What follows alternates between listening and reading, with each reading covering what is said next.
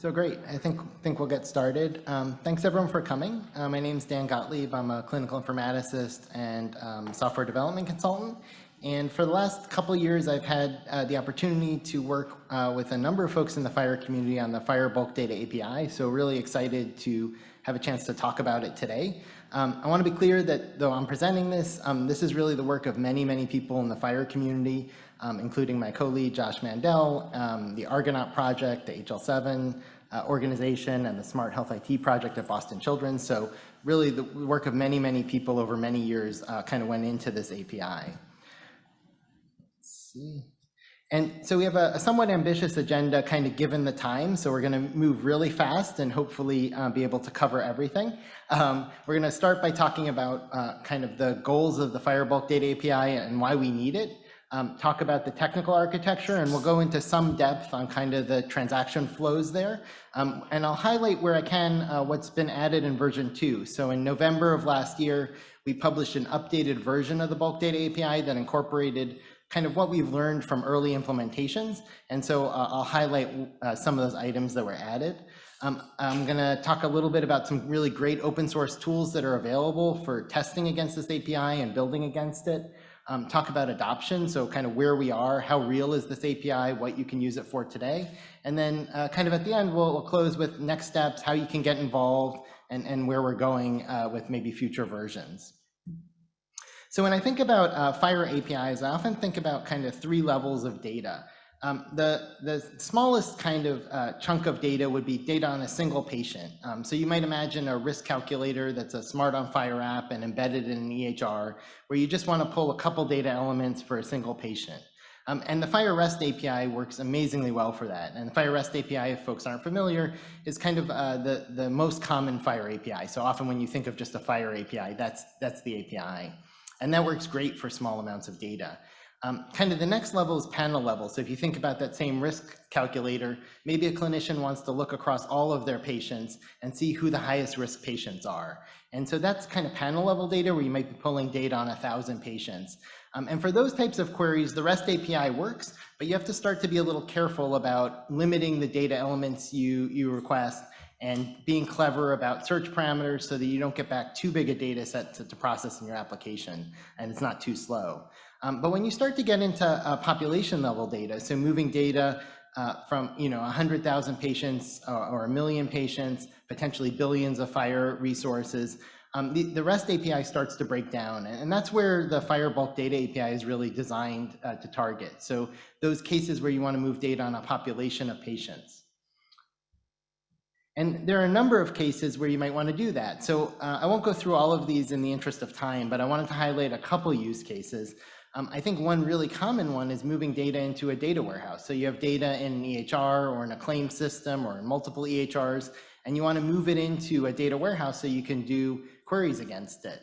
And so in that case, you might have a lot of data moving on a regular basis. And that's one of the use cases where you really need a bulk data API to do that.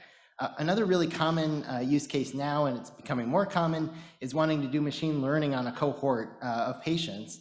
And there again, you really want data, a lot of data on a lot of patients to be able to train a machine learning algorithm or tune it for a new EHR. And then the last use case, which we'll hopefully talk about a little bit more later in the presentation, is around bringing in data from a claim system into the EHR. So we often think about clinical data going into payor systems, but you also might want to bring in data from a payment system to be able to get a view of where patients are receiving care outside of your institution. And there are many more use cases where you want to move this data at a population level.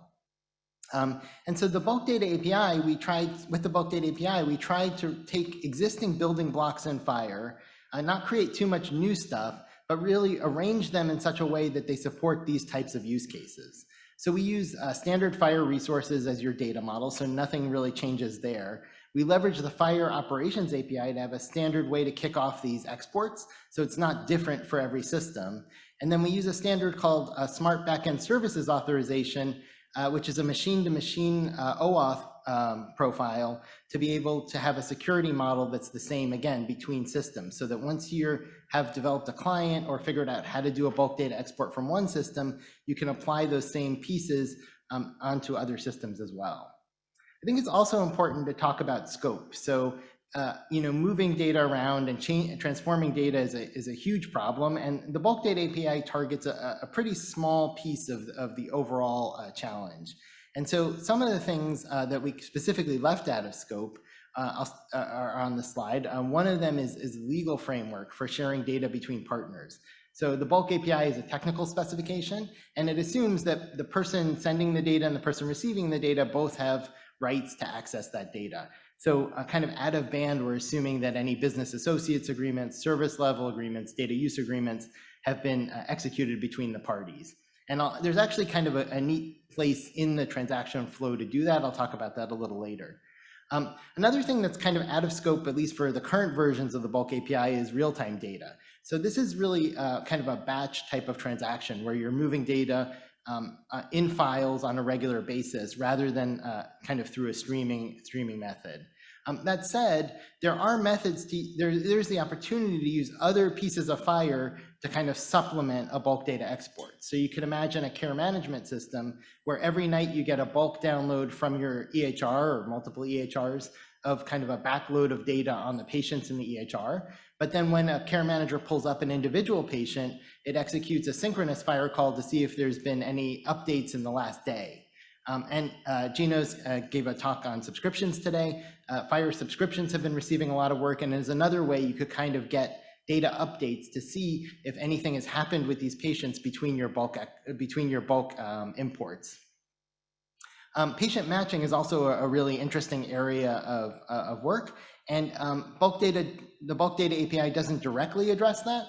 However, if you're doing patient matching on things like subscriber numbers or probabilistic matching on demographics, you can continue to do that with bulk data. The data just gets passed through as FHIR. So it doesn't preclude a lot of the patient matching mechanisms that are used today, but it doesn't directly address that either between exports. And then lastly, the bulk data API is really about getting data out of systems in the format that those systems are providing it in FHIR. And so there are often cases in a data pipeline where you might want to, for example, change from one medication coding system to another medication coding system, a terminology system. And so again, the bulk data API doesn't directly address that piece, but by having a pipeline for your data processing, you can integrate those pieces as a kind of a next step. So you get the bulk data export, and then you can transform that. And we'll talk about kind of at the end of the presentation some of the opportunities there are to work on that. So now let's kind of shift gears a little bit and dive somewhat into the technical architecture and the actual flows of how a bulk data request and response work. So as I mentioned, there are two versions of bulk data out there. Version 1 was the initial version published in 2009, and version 2, STU2, incorporated some of that experience and was published just last year. Version 2 is largely backward compatible with version 1. So mostly we just added some additional features, some additional ways to filter the data on top of the existing version. So most STU1 version 1 compliant servers are also valid version 2 servers. So let's talk about kind of the request and response flow in a bulk data export. So on the left side of the screen here, we have a bulk data client. This is the system receiving the data. And so although we call it a client, this may actually be a job that runs nightly on a server, right? So you can imagine a system that every night pulls data out of an EHR and loads it into a data warehouse. On the right is the bulk data server. This is the source of the data. So that could be your EHR, it could be your claim system, could be other clinical or payment systems. So this all starts with a kickoff request that goes from the client to the server. And couple of things about the kickoff request. So first, it's an asynchronous request, and we'll talk about kind of how that impacts the flow, but there's a header that tells the server that this is going to be an asynchronous request. For bulk data exports, they all have to be asynchronous. Some APIs may allow synchronous or asynchronous approaches. In version 1 of the spec, this was an HTTP GET request. In version 2, it can be an HTTP GET request or an HTTP POST request. We expanded that a little bit. And so there are three types of bulk data export kickoff requests a client can make. Of course, the server may support only a subset of these or may support them all. So the first is a /patient/ $sign export operation. And so this is requesting an export of all data on all patients in the system. And as with kind of all FHIR requests, this can be scoped to really all data on all patients that the requesting system is allowed to access in the system. So it doesn't necessarily mean that if there are patients that the client isn't authorized to see, they'll also get those. And it's based around the patient compartment in FHIR, which defines the resources associated with the patient. Although in the spec, there's a little of latitude for the server to be able to provide some extra data if it would be helpful. Second type of request is a group level request. So FHIR has a group resource where a client or a system can define a set of patients. And so we leverage that in bulk export and say, okay, you've already used the regular FHIR REST API to define a group of patients. And now with bulk export, you can say, I only want to export patient data for patients who are members of that group. And so you can imagine that in EHR, maybe there's a way to define a research cohort.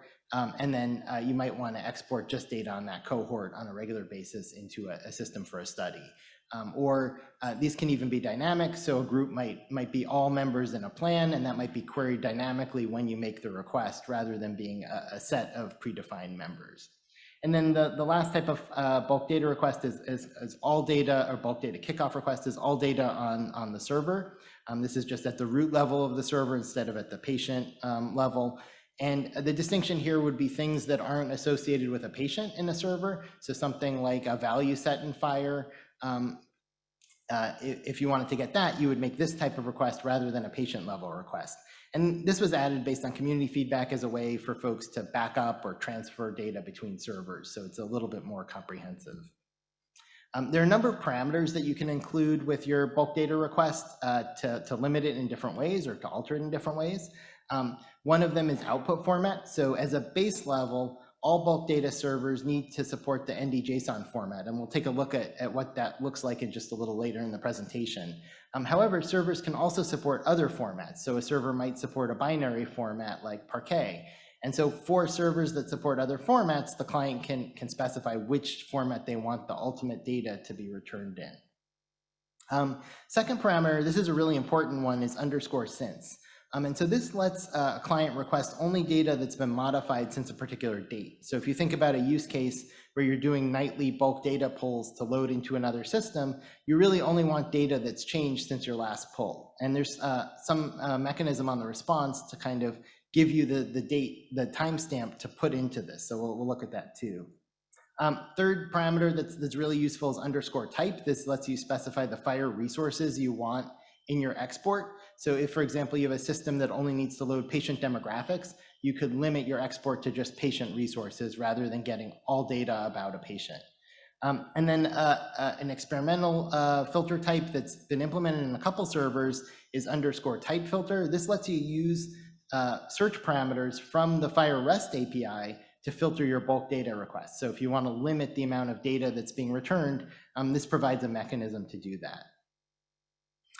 There's a couple parameters that we added in version 2. One of them is _elements. So this is another way to limit the data coming back, and this lets you specify specific fields within resources, specific FHIR elements that you want returned as part of your export, so that you don't necessarily get an entire resource if all you want is a couple elements from that. We also provided a way to specify individual patient IDs as part of the export, and I'll talk towards the end of the presentation about one of the use cases that we were trying to target with that. So if you don't have patients in a group, or you want to retrieve a subset of the patients in a group, you can actually pass in patient IDs to filter your response. And then the last parameter I want to mention is another one we added in version 2, which is around include associated data, which lets you specify some of the resource metadata that you may want along with the primary resources that you're retrieving. So things like the resources provenance around who last modified it. So we've done this whole kickoff request, in case you've forgotten where we are in the process with all that exposition. And so what the bulk data server is going to do is return a content location for this export job. And so that'll come back in a header. So here it'll have a status of 202 accepted or an error if this failed, and a content location, which is a URL that you can use to retrieve information about the status of the job and then retrieve the job ultimately. So what we would do as a client then is we can hit that content location we just got back, and we'll get back a status of this bulk export. And so you can see a couple headers in the status. One is status 202 accepted, right? So we're still processing. X progress is an indicator from the server as to how far along it is in the job. And so this is free text. So the different servers may provide different information. And this is because we kind of found out in early discussions with server developers, depending on how the system is set up, the server may have different information about the job. It may be able to say I've written 100,000 of 1,000,000 resources. It may be able to say 10% of the job is processed, or it may only be able to say things like the job is still in progress. And so there's some flexibility here. This is really useful mostly for kind of logging or checking, showing a visual status to a user. And then a really important header that servers can return is a retry after header. So this retry after is a hint from the server to the client about when you might want to make your next request. So if a server thinks it might take a couple hours to generate this data set that you've requested, you probably don't need to hit the server every 5 minutes checking the status. This provides an indication. So this is in seconds. So this is telling the server, telling the client to check back in 2 minutes, and the server expects the job to be done by then. So let's say we wait the 2 minutes now, and then we hit the content location again, we poll. If the job is complete, we'll get back a 200 status, an OK status, and then an export manifest. And so this is what the manifest looks like. And I put these numbers on the left. They wouldn't appear. It's a JSON format response. But I think it's maybe helpful for us to talk through what some of these lines are. And so I'm going to go by the numbers.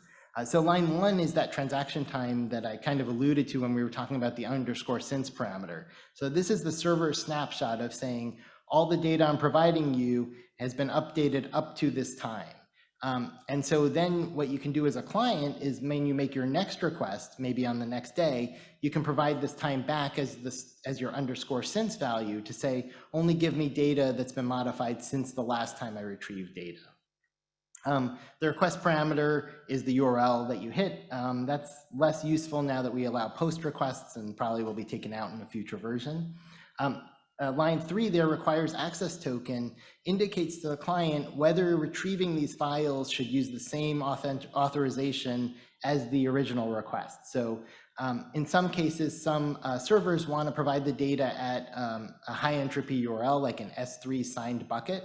And so in those cases, you wouldn't use, for example, Smart Backend Services authorization to retrieve the files. You should be able to retrieve them without authorizing again.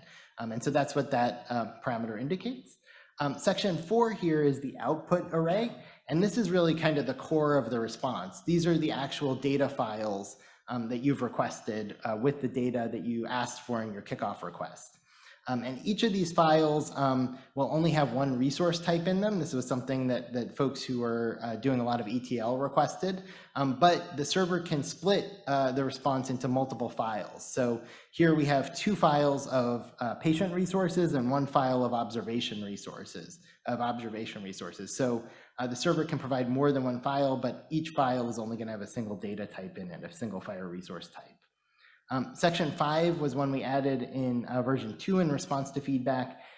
If a server has previously sent a client data on patients, but that data shouldn't have been sent to that client, it can provide a bundle of FHIR transaction bundles that indicate which resources should be deleted. So this would be used in the case where the client should do a physical delete or tell downstream systems to remove data.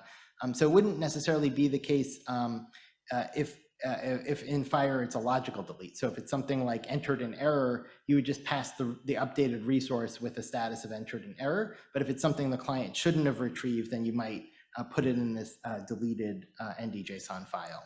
And then the number 6, the last section, is error. This is really poorly named. It's really any sort of operation outcome that the server wants to communicate to the client. So those could be at a level of informational, at a level of warning, or at a level of error. This is the case where most of the response is successful. So in the case of an error, the server would only populate this if it wanted to allow the response to come through, but indicate that some of the resources may have had errors. So one option the server has is not to return this manifest at all and just error the entire job. But in the case where you were retrieving data on maybe 1 million patients, and for 2 patients or a handful of patients, you weren't able to retrieve data or weren't able to retrieve all the data, the server may not want to fail the entire job, but may want to just indicate to the client that data for those specific patients wasn't available. And so that's where you would get this bundle, this NDJSON file of operation outcomes, where it could indicate errors. Other servers may want to include informational elements there as well. So now we're going to go through and actually retrieve these NDJSON files. The client can kind of loop through and pull down the files one by one. And so I promised we would take a look at what an NDJSON file is. So NDJSON files are really simple. They're files. Here what I did is I X'd out the elements that you might expect in a JSON file that aren't present in an NDJSON file. So unlike, for example, a FHIR bundle where you have metadata and a surrounding array around your individual resources, in an NDJSON file, it's just the FHIR resources serialized 1 per line. And this is a small change, but it actually has pretty interesting implications in that a client doesn't have to load the entire file into memory to parse it. It can just parse one line at a time, and each time it hits a new line, it knows it's a new JSON file that can be processed independently. Similarly, for writing, it allows servers to write these files in a streaming way, even on the fly, because there is no kind of surrounding metadata. All the metadata is either in the manifest, is in the manifest, not in the individual NDJSON files. So I want to talk a little bit about authentication and authorization.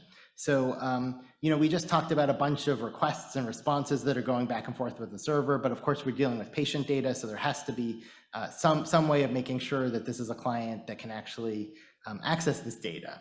And so Smart Backend Services Authorization is a public-private key form of OAuth.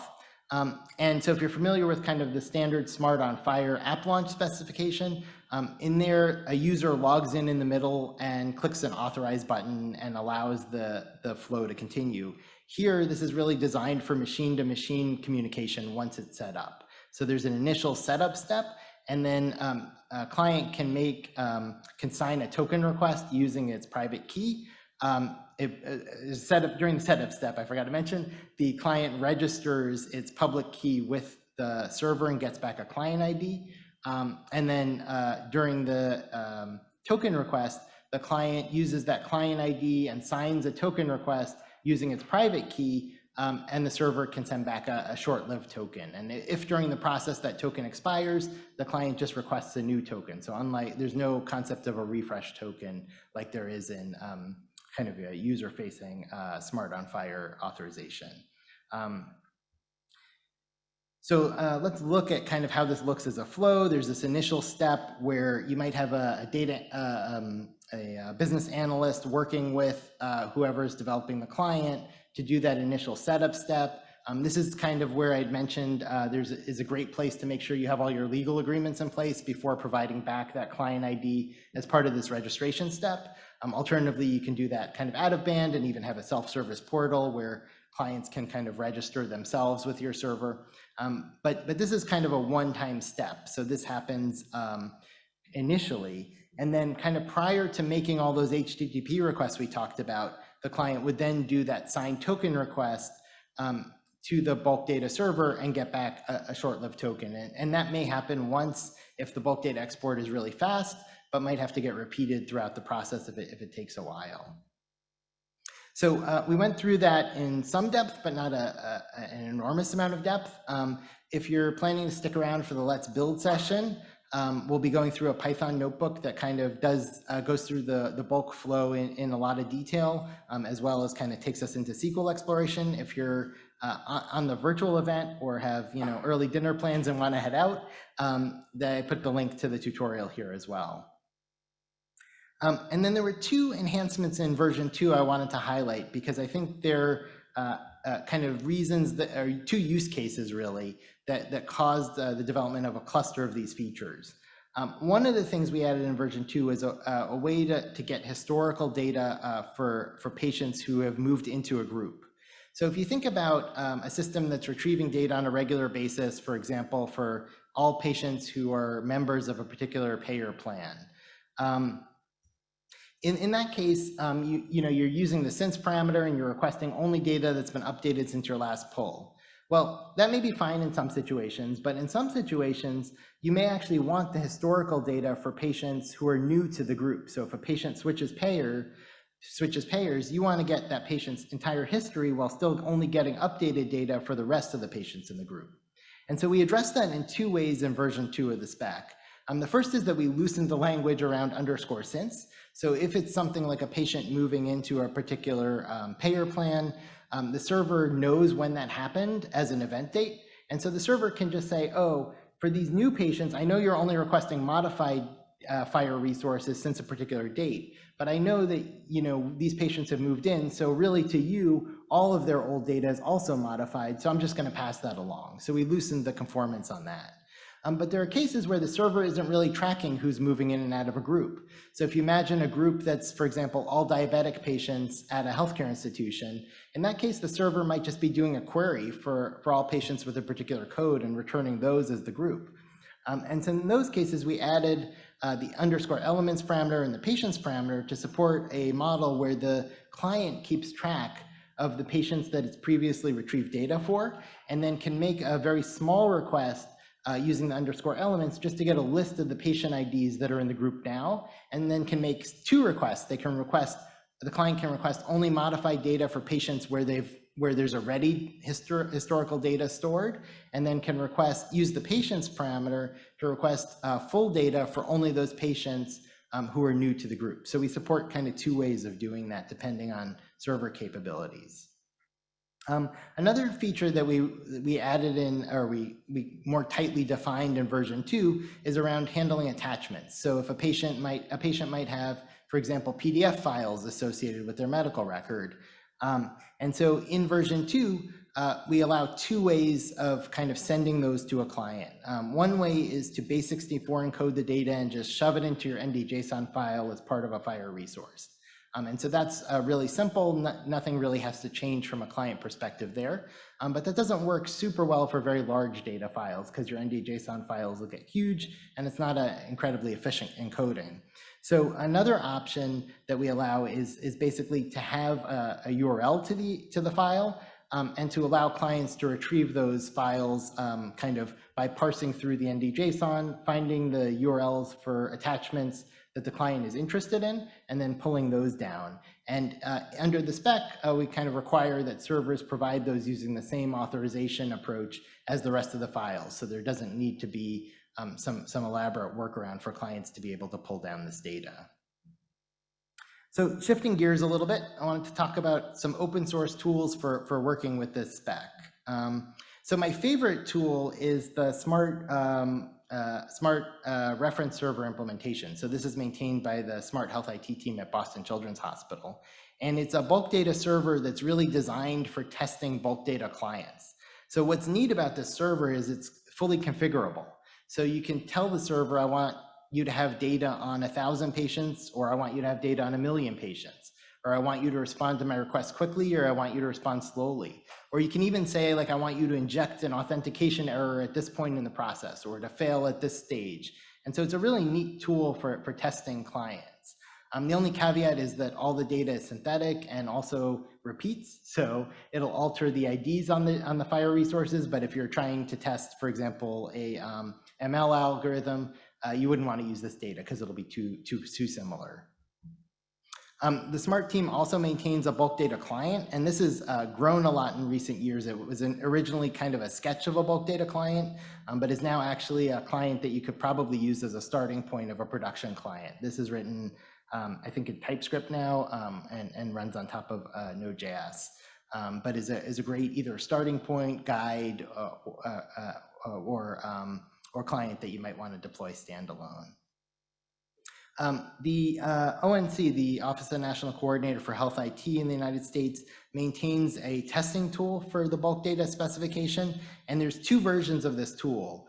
One version tests just the parts of the specification that are required for EHR certification starting at the end of this year, and we'll talk a little bit more about that in a minute. But the other tool, which is a little bit hidden, is a community edition of the Inferno testing tool, which tests the entire spec. So if you're building a bulk data server, this is a really good way to make sure that you haven't kind of missed any small pieces of the spec and that you're fully in compliance. And this is maintained jointly by the team at MITRE and the team at Boston Children's SMART project. And then the last open source tool I wanted to mention is a tool that I built as part of an NIH project, which is around being able to visualize the data within a bulk data export. So if you have a bulk data export, sometimes it's hard to understand kind of which elements are populated in your export, what terminology systems are used, which types of codes are used, what's the date range in the system, does it have the correct dates? Are there dates that are too early or too late? So this is a visual exploration tool that lets you kind of click around within a bulk data export and understand the data a little bit better. So I wanted to talk a little bit about adoption. This is kind of my favorite part of the presentation. When I started started talking about bulk data or started promoting the ideas in the API, there were of course no implementations, and it's been really fun to see bulk data implementations start to roll out. So a bunch of open source FHIR servers support the bulk data API, including Microsoft server, which is written in C#, the Happy server, which is written in Java, and then the IBM server, which is also open source and also written in Java. So lots of great opportunities if you want to spin up your own FHIR server and be able to support the bulk data API. There's also a bunch of commercial FHIR servers that support the bulk data API, and then including Microsoft's cloud bulk data server, the Carevolution server, the FHIRly server, and then Google Healthcare API has bulk data support in preview right now. And then on the EHR side, Epic has started rolling out bulk data support in production. Last I checked, there were a couple hundred sites that had this capability added. And then other EHRs are still in the development phase. And we'll talk about kind of when it becomes a certification requirement in just a minute. But if you're at an Epic site, you can start talking to the IT folks about using this on your production EHR today. And then CMS, the federal payer in the United States, has been a really great early adopter of the bulk data API for claims data. And they have 3 pilot programs going on right now, and I wanted to talk about one of them specifically. Data at the point of care kind of hits on one of the use cases that we talked about at the beginning of the presentation. It's a way to get claims history for all of your Medicare patients or Medicare patients at an institution that can be surfaced within the EHR to provide a 360-degree view, as they say, of the patient's claim history. And so the use case here is that, if you want to look at whether your high-risk patients are getting flu shots, you can probably tell in the EHR whether they've gotten a flu shot within your healthcare system, but maybe they got it at a pharmacy, at a clinic. And so potentially that would have resulted in a claim. And so by pulling in the claims data, you can really get an additional view of your patients. And so they're using the bulk data API for this, where a healthcare practitioner would attest to a patient population and then be able to download bulk data files of all the claims for the patient. So I think this is a really, really neat use case for the bulk data API outside of kind of what a lot of people think of, which is the EHR use case. Speaking of the EHR use case, starting at the end of this year, a subset of the bulk data API is required, it has required support for EHR certification in the United States. So many vendors, EHR vendors, are working on kind of targeting rollout for that date. Specifically, the requirement is around supporting group export, so not necessarily all patients in the system, although some EHR vendors are supporting that as well, but being able to pull data on a group of patients using bulk data. And so I'm particularly excited about this for research use cases, although of course there are a lot of others, in terms of being able to retrieve data on a cohort of patients on a regular basis. So talking about next steps, this is a great time to get involved in the Bulk Data API. We've got version 2 out, and it's kind of ready for use. So if you're at a healthcare institution or a vendor, it's a great time to start incorporating support for the Bulk Data API into your product. It's really we're kind of ready for production. And then as you do that, keep an eye out and start to think about things that are working well and things that we could improve. And I think that's where we'll kind of get, figure out what we want to do next with the spec. So we're really at the stage of let's get some implementations out there, let's start building on it and see where we want to go subsequently. I mentioned kind of data pipelines a few times, and I think there's a real opportunity for folks to start building out open source modules that people can use in conjunction with the Bulk Data API as the export mechanism. Microsoft has a really neat example of this for de-identification. So they have an open source tool that takes the NDJSON files that are the result of a bulk export, and then based on configuration, will anonymize those files and can pass them to the next step in the process, which might be loading into a data warehouse or sharing with a partner. So I think that's a great template for the types of tools that we can build now that we have data in a standard format. We know everybody's exporting FHIR rather than some random CSV format.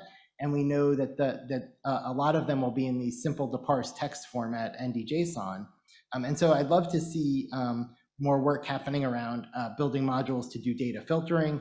There is some good work happening around natural language processing. So being able to take documents, NDJSON files that reference text notes, pull down the text notes, parse them, and convert them into structured data. So Boston Children's Hospital has a project along those lines. I think it's still pretty early stage, but I think that's the type of use case that's really neat to be able to put in a bulk data pipeline so that you're not just talking about pulling the data, but you're talking about using FHIR as a standard way to process the data. There's always a lot of interest in bulk import. So we've got the data out of a system. How do we get it into our next system? How do we get it into a data warehouse in a standard way? How do we submit it to a third party? So we have a very early stage draft of a spec around this that provides a standard way to kind of wrap an import to provide back information on errors and success for that. I do want to caution that kind of in contrast to the bulk export spec, which is kind of ready, being used in production today, and is really ready for implementation, bulk import is more of an idea at this point. So if you're interested in getting involved at an early stage, and this is an area you're interested in, it's a great time to start prototyping and start providing feedback to the spec, but I would hold off maybe on using it in a production implementation yet. And then the last idea I wanted to talk about is around standardizing analytic approaches. So, now that we have this data in FHIR, I think there's an opportunity, again, to find some common ways of working with this bulk data in systems. And if you do the tutorial, at the end, I kind of appended some standard approaches that I've been using to work with bulk FHIR using SQL. And I'm interested in kind of what other folks in the community are thinking about along those lines as well. I think there's certainly an opportunity for some collaboration here, since we're all kind of doing similar things with similar data sets, or a range of similar things is probably a better way to say that. So I think as a community effort, if you're doing something in that space, please join us and help build some standard practices around that. So if you're wondering how to do that, there's a couple resources. I put some links to the bulk data implementation guide, to version 2, which is the current version, and version 1, which is the version required for EHR's certification. So one of the versions that'll be maybe more widely implemented, although many EHRs are kind of taking some elements from version 2 and supporting those as well. The smart server reference implementation that I mentioned, there's a link here. But in terms of getting involved, really a lot of this work happens on the chat.phir.org site. It's using a product called Zulip in the bulk data stream. So as I was mentioning ways to get involved on the previous slide, the best way to kind of to solicit collaborators is to get on our bulk data chat and just mention what you're doing and see who else might be interested. So that's really how to get involved there. And then lastly, my email if folks want to reach out after the talk. I'm always happy to chat about bulk data and related areas, or really anything on FHIR, although this is the area I know most about. So I think, so that's what I wanted to cover. I think we have some time for questions. Is that right? Yeah, thank you, Dan. Go ahead, right up for questions. Thank you. Go ahead. Too many questions. With the requires access token, can you use a different security token service and authentication from the original FHIR request to get the NDJSON files? Yes. So just so that everyone's on the same page, let me see if I can find that quickly here. Yeah, so you're talking about kind of line 3 in the manifest. And the spec is pretty flexible about that. It's really around specifying whether you require the same authorization or not. I think the way— That's where I get tripped up. You keep saying same authorization. I'm talking about the NDJSON file. Can I have a separate security token service to authorize the download of the NDJSON? Yeah, so I think technically in the spec you can. I think the way most people have been using this token is really around whether the files require no token at all. Okay. But I think you would— Yeah, when it's true, it's ambiguous. Do I need the original token from the FHIR server, or can I roll my own? That's what— Oh, sorry. So if it's true, then it needs to be the original token. It does need to be the original token. Yeah, if it's false, it's a little bit ambiguous. Okay. In general, people have been using that to imply no That's caused some authorization. confusion, so maybe if you guys get a chance. The second mini question, probably easier. The lifetime of the polling URL and the lifetime of the NDJSONs, do they have to be forever, or can they die in 24 hours or whatever the server feels fit? Yeah, so there's, I didn't show the headers here, but you can actually include an expires header as part of your manifest that indicates when the server is going to delete the files. And the other piece of that is the client can also send a delete request to the server to say, I'm done with the files, you can delete them now. So the server can specify it, or the client can specify it. What about the polling? So on the polling has to be available till the job is complete. So basically, as you poll, and by complete, that could be an error. So if it errors out, that's a complete response. But yeah. Hey, Dan, got a couple quick questions for you. Working on some public health use cases and support, often there's that minimum necessary requirement. We're looking at bulk data, but we really need support for things like type filter and elements to restrict what we're getting. An example that I always give is, we wanted to be able to use this in request, all conditions that match, COVID-19 value set. We needed that at the start of pandemic, but nobody had it. Can you let me know what servers have implemented those, or if you know anybody, particularly if EHRs have plans to at this point? Yeah, so it's been a while since I looked at this. I think I'm pretty sure that at least Happy and the IBM server support type filter. Okay. In terms of open source servers. Maybe some other folks in the audience know more servers specifically. I think in the EHR side, it's going to be more limited because it's not actually required for EHR certification. Right, I had a negative comment about that. But. Yeah, I guess that's a challenge. I guess the other thing you could do there is on a pipeline component, basically have your client kind of filter the data that's retrieved. Yeah, I've been looking at that. Basically think about using something like Happy or whatever as a proxy where, we'll do an import when that exists, get it in, and then make the call there with type filter to do that. But obviously that's a lot of data loading and moving. My other question is, for complete FHIR server to server migrations, have you guys thought about anything like _history? Because right now I think the initial request will get you the current version of our resources, and since can get you updates. But what about the historical versions? Yeah, it's a really good point. I think we didn't, we kind of left that out of scope a little bit. Really, we're so is scope not necessarily a technical thing? Or? Yeah. Okay. So I think right now the spec isn't amazing for kind of server migrations. Right. Certainly an area we can kind of work on in the future, but I think you're right, like in terms of resource history and things like that, you wouldn't necessarily get that. Yeah, because we have to fall back to the _history interaction, and that's just, a lot bigger. Yeah. I think. Yeah, related to that, like for server syncing, there's some gaps there too. Hi, thank you for this. I wanted to double click on one. There was one bullet on actually the get involved slide that I wanted to Oh, yeah.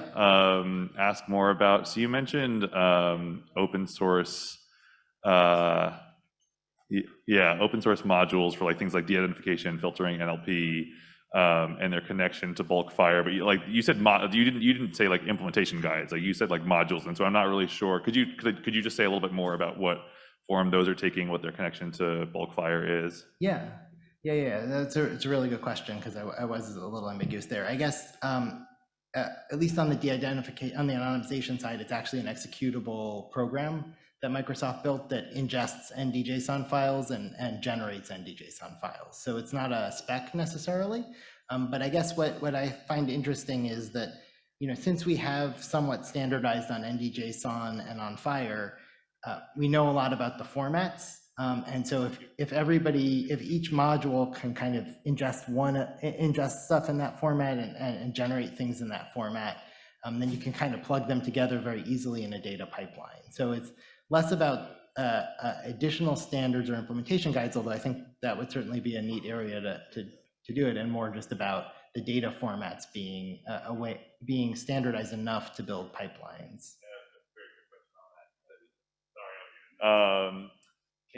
Is there a proper open source community around that, or is it vendors who are kind of championing those open source modules? Like who tends to author those? Yeah, so I don't want to overstate where we are yet. I think it's pretty early days. I'm aware of the Microsoft one, and I'm aware of some development around filtering and NLP, but not of anything actually even that's been released in those areas yet. So I think we still have to figure out kind of what shape that community will take. Okay, thank you. Yeah, thanks. I have a question on the elements and sins. Is that elements is a per resource we need to specify? Is there any way to specify, in this particular export observation, these elements and FHIR path expressions were specific to a particular resource? So underscore sins should use, I think in the spec, we suggest that it use the modified date from the metadata for the FHIR resources. So whatever date is being used there would be the date that the server should use. So basically any, last time the resource was touched in the server. Okay. Does that make sense? Yeah, but how about for the elements? When we say elements, like, you said patient.id or patient.something, do I need to give if I'm saying the bulk request, so I need to give all the FHIR specs, like FHIR paths for every single resource, if I need to be really specific for elements? So to support underscore elements, you're asking? Yeah. Yes, I think in underscore elements, it's only the top level elements in the FHIR resource. I'm not sure if that's true in FHIR, but I believe it's true in the bulk export spec. Okay. So you don't need to support the full FHIR path, just kind of the top level elements. And that per resource, how do I say per resource? Like, observation dot something or patient. So it's all comma separated, like every single thing. Yeah, so you'd have to list kind of all of the elements that you want if you're using underscore elements. Otherwise, you'd get the entire resource. It would be nice if there is a exclusion then inclusion kind of a thing, and it's a nice JSON structure than comma separated things. Okay. Yeah, maybe version 3 if that becomes a challenge. I'm sorry, I'm going to have to end the presentation. We've gone over time for the questions, but I know Dan will be here for a few minutes in between the next session, if you don't mind, maybe a couple, and also later on Huva. So if you have any further questions, please add them there. Thank you very much. Thank you, Dan. Appreciate it. Thank you.